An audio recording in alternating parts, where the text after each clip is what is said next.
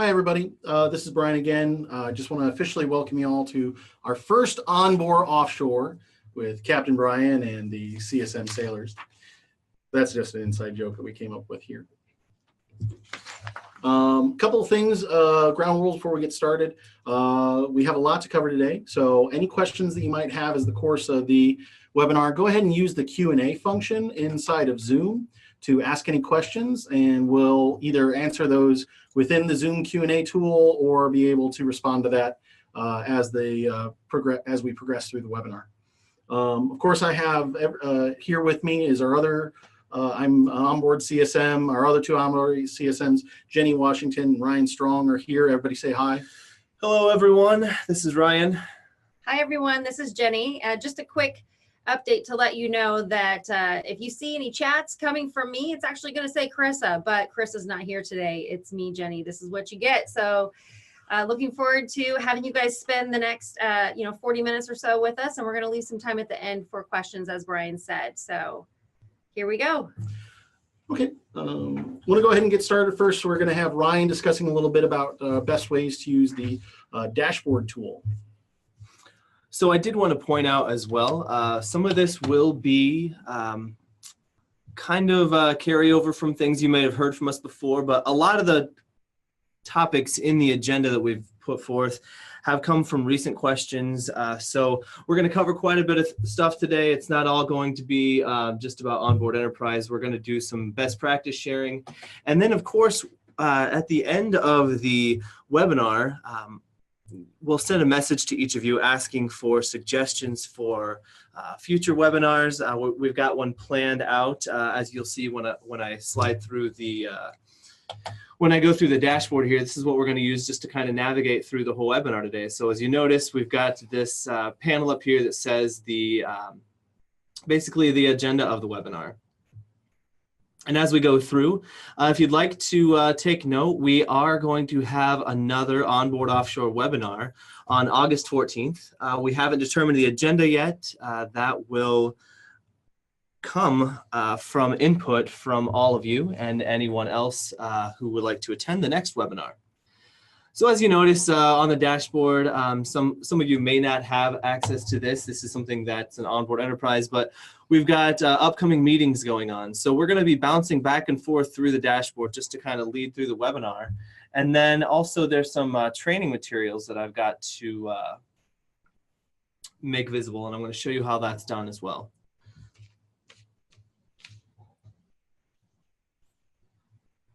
And actually, I'm going to have Brian take over, and he's going to go over resources, and then we will go through some meeting information and some cool tools on there. Okay, everybody. So a couple of the conversations I've had with some of our customers recently have revolved around effective use of the resources tool inside of onboard. This is a tool that everybody, no matter what package of onboard they have access to. So this is something all of you can take advantage of, no matter if you're an essential user, a professional user, or an enterprise user. Couple of quick, easy help things on how to use resources more effectively. So let's say, for example, a very common use of the resources tool would be to manage like old meeting minutes, collections of PDFs, etc. Well, problem is with that is sometimes when you upload your August board minutes, your February board minutes, etc., they're going to automatically sort by alphabetical order, and that might not be the most efficient way to do that. In case you, let's say, want to do these in date order, it doesn't automatically default to that. What you can do is rename, instead of naming a board meeting August or February or May board meeting minutes, if you use the numeric for that. So for example, I go here and I rename the minutes inside of onboard, and I rename that file from February board meeting minutes to go ahead and rename that at 0218.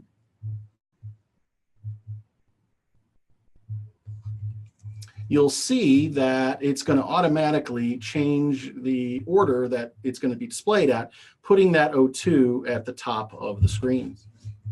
Sorry. And then same thing if I go in and I change August to 08.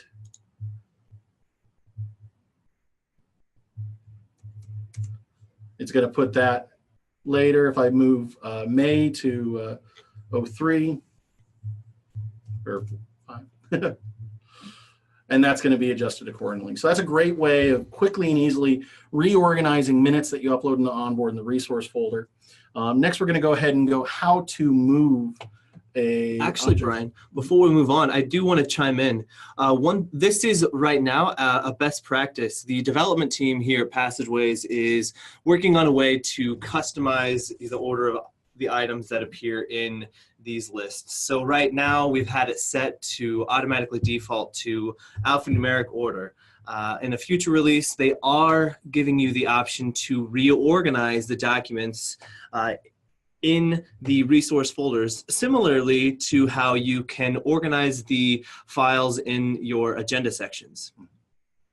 Yeah, so keep an eye out for that update.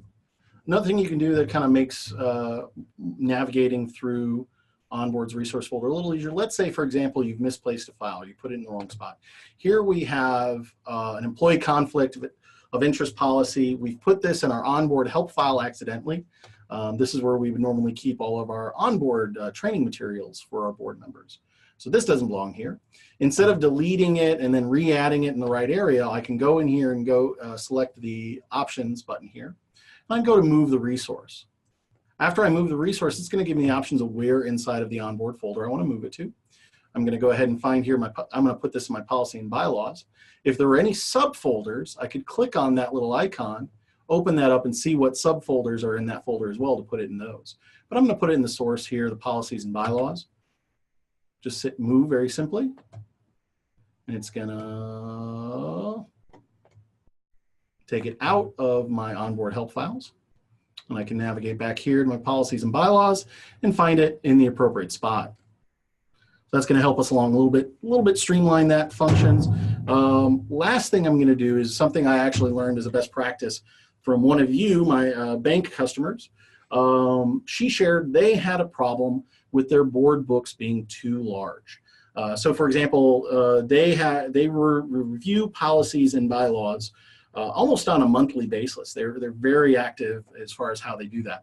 And when they're uploading those, they like to upload all the ones that had previously been finalized and approved, and we're uploading all the ones that they were looking at to make adjustments to for in the future.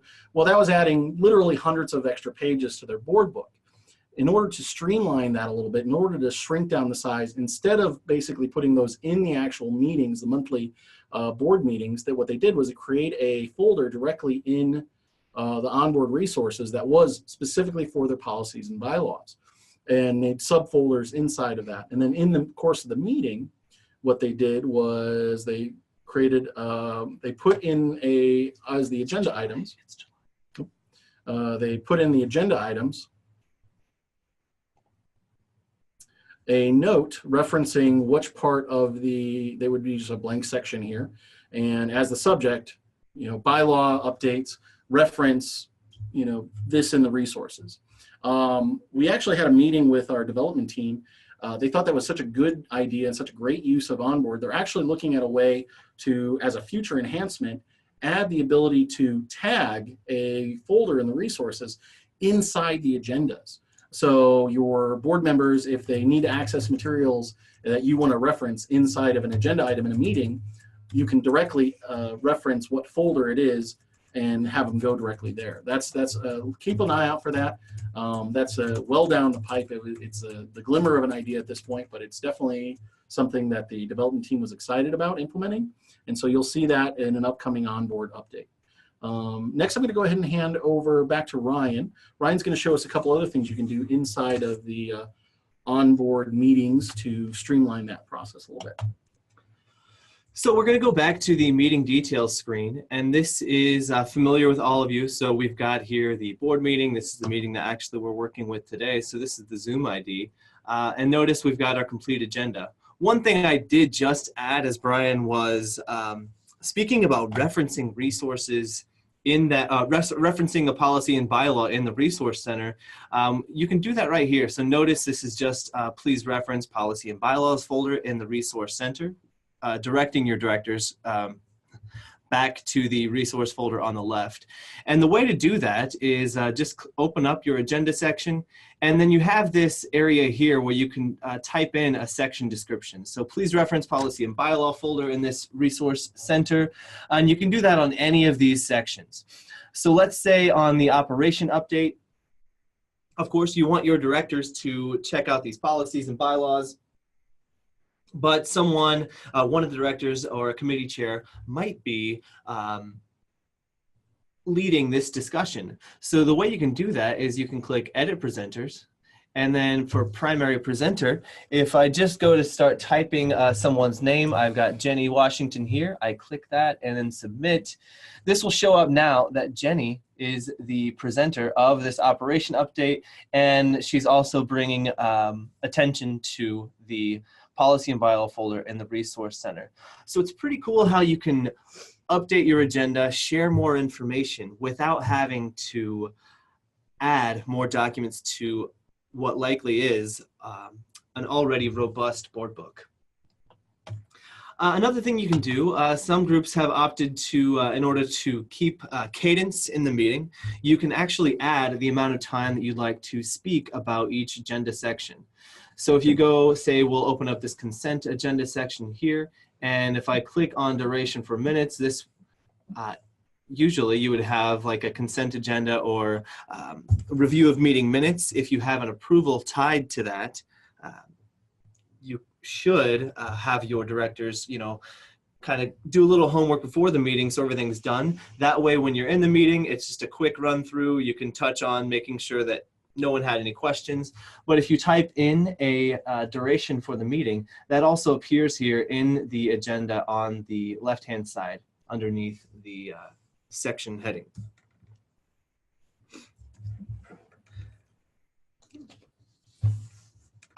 And we are going to pass it on to Jenny. Great. Okay, thanks, Ryan. Thanks again. Hopefully you guys are all paying attention. I know you're not multitasking out there. And I will say that while we would love to be doing this in person with you, for your benefit, today's Taco Tuesday, and I did have onions on my taco. So it's great that you're not sitting in here with Brian, Ryan, and myself, but love that you guys are here and are looking forward to your feedback. Feel free, since there's 3 of us in here, to chat with us. One of us can be responding to you, or use the Q&A preferably if you have questions. So I'm just going to pause here and do a quick recap of what we've talked about.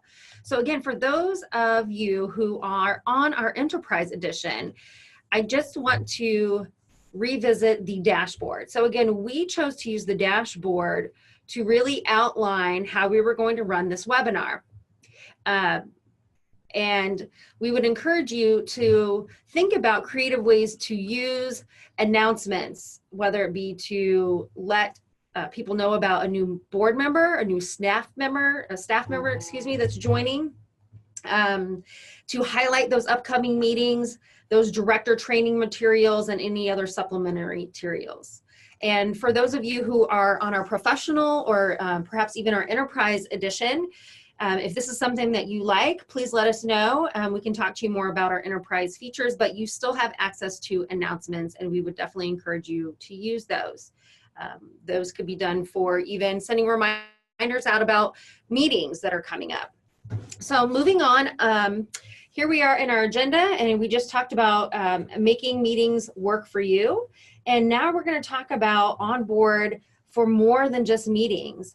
And I have to give a shout out to one of my customers, Pam. I'm not sure if she's joined us, but we are going to be doing a success story with our marketing team, and one of my co-op customers who told me a creative way that she has been using OnBoard to support her board members outside of just traditional board meetings. So I am going to actually show you that. And travel is one of the ways that she extends OnBoard out in a creative way. So I have created an example of how that might look. So I'm going to point you to our national conference. So here we have Dana Gray is going to be attending a conference. And so I am actually going to create a meeting to contain all of her travel itinerary, hotel information, even maybe the conference agenda, dinner that she might have coming up. So I would then make Dana the only person who could access this meeting. So if you manage travel and you think that this might be a creative way for you to further extend OnBoard out, I would really encourage you to use this as an example within your own organization. And so from here, Dana would be able to log in and open the book just as if she were opening a meeting. And I've added a table of contents here, and I'll hop back over and show you how to do that in just a moment. But quickly, let me just increase the size here. We've got Dana's flight itinerary. She's going to be taking a shuttle, what her hotel accommodations are. And for the conference, I've already met with Dana ahead of time, and I know that she is planning to attend these very specific events. So to keep her organized, I'm going to put on here which events that she has decided to attend, and that she has a dinner that she's going to meet with a prospective board member, and then her flight back. So as we then travel through, no pun intended, this agenda, you can also see that I've taken advantage, just as Ryan did, in using the description field to put some more details. So for the flight itinerary, even without Dana actually clicking on her Southwest flight document, she can see what flight number she's on, what her confirmation number is, and some basic information. Same thing with the shuttle service. There's the phone number, so she can quickly and easily contact when she gets to the airport to take her to the hotel, and so on and so forth. You know, as we move into the conference agenda, here's the rooms that Dana's going to need to go to for these different sessions. And I've made her reservation for dinner with this prospective board member, and it's going to be at a La Scala restaurant, and have the address and the time and etc. So again, just another creative way that you can use OnBoard outside of meetings. One thing I want to add is, this is a new feature for June that I'm getting ready to show you, is Dana has an executive assistant, and Dana's executive assistant also needs to know what her travel is and where she's going to be and when. And so what I'm going to do is show you that in the directory, which is the people nav icon here in the navigation, I am going to go in and I am going to locate Amber Banks, who we'll say is Dana's executive assistant. And actually, I'm going to go into Dana. I apologize. So I'm going to go into Dana, and I'm going to click on edit. And now you have multiple notification emails that can be sent out. So let's just say that Amber is Dana's executive assistant.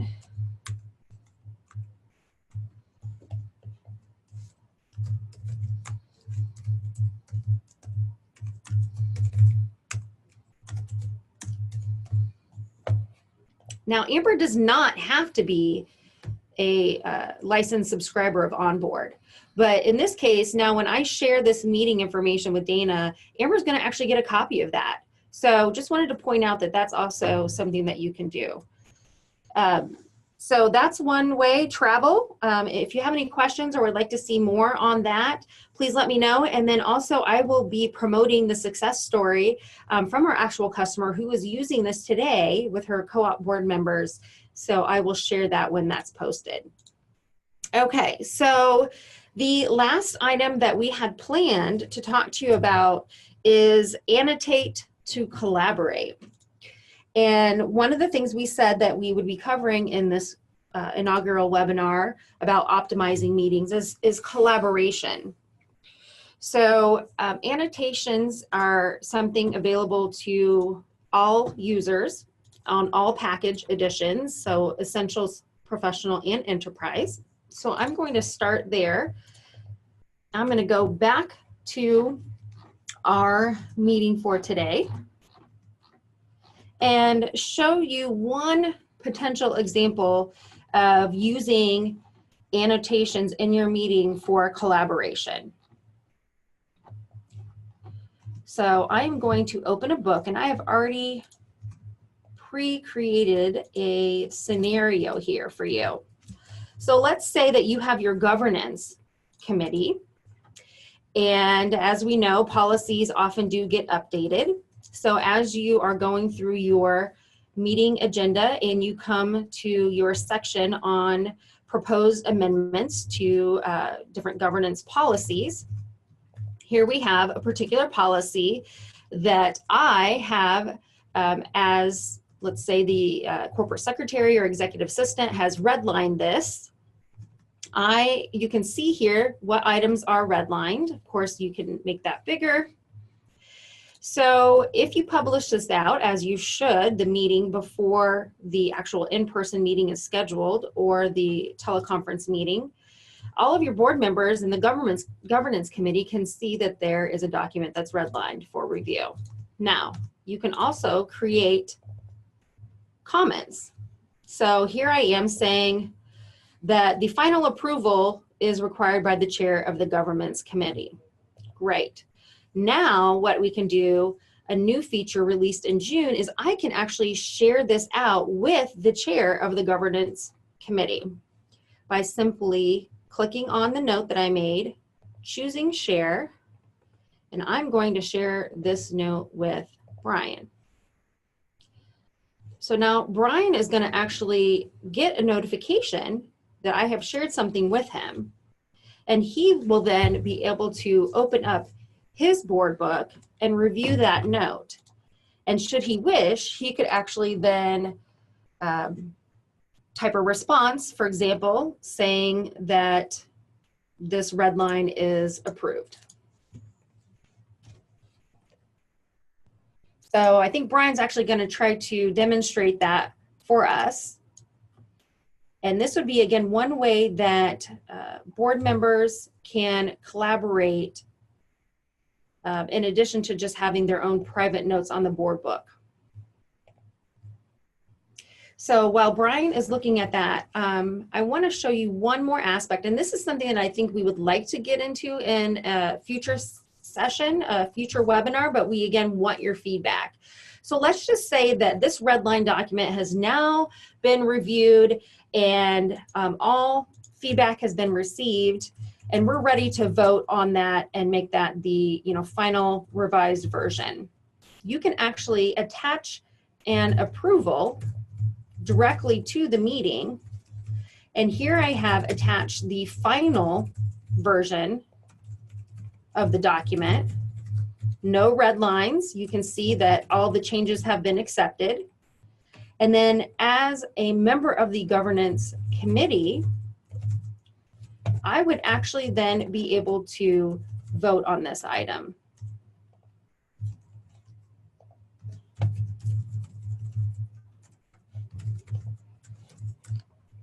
So now during the meeting, we can be collecting votes and adopt this policy, and then perhaps put that into our resource folder with all of our other policies. So again, just another way that you can use OnBoard to collaborate. This again can be done in between meetings, leading up to a meeting. The voting included can occur. You can also catch up on any attendees that didn't cast their vote during the actual meeting. So any annotations that I have made privately or that have been shared with me are quickly accessible within the meeting as well.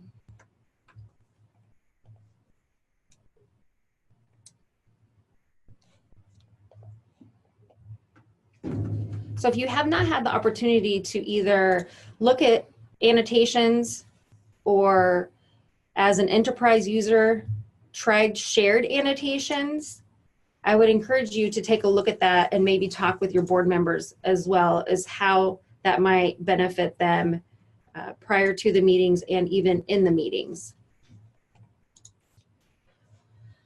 So we have moved through some best practices, some tips, some things that you may or may not have already been aware of in OnBoard. And this is the point in time where we'd like to find out if you have any questions.